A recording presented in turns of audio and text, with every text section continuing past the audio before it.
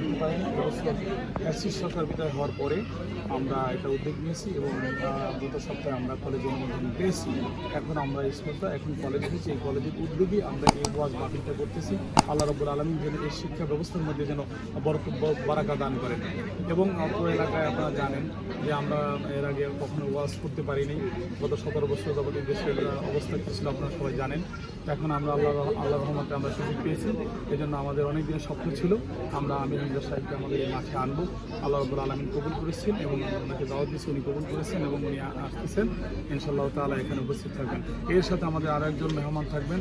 আপনারা জানেন বাংলাদেশে এখন বর্তমানে আইনজীবীর icon advocate senior advocate Joynul Abedin সাহেব, vice president Bangladesh bar council association chairman, সে এখানে উপস্থিত থাকবেন এবং এদেশের মাতৃ মানুষের কথা বলবেন এবং সবাই তার জন্য আমাদের জন্য দোয়া করবেন, আমাদের এই কলেজের জন্য দোয়া করবেন।